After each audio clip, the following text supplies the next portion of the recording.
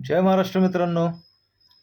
आत्ताच आलेला नवीन चित्रपट घबाडकुंड या चित्रपटाला बॉक्स ऑफिसवरती 3 दिवस पूर्ण झालेत आणि या 3 दिवसामध्ये याचं कलेक्शन किती झालंय हे तुम्हाला सविस्तर सांगतो.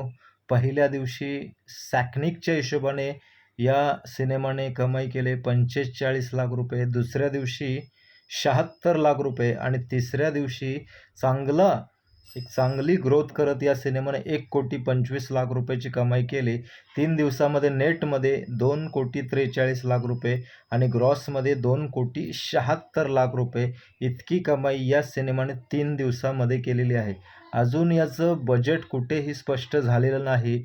ज्यावेळेस याचं बजेट स्पष्ट होईल त्यावेळेस मी नक्की तुम्हाला सांगेन. पण या 3 दिवसामध्ये याने कलेक्शन केलंय 2,76,00,000 रुपये. हे कलेक्शन तुम्हाला कसं वाटतंय घबाडकुंड या सिनेमाचं मला नक्की सांगा आणि भेटू नेक्स्ट व्हिडिओमध्ये. तोपर्यंत जय महाराष्ट्र, करा कष्ट, रहा एकदम मस्त.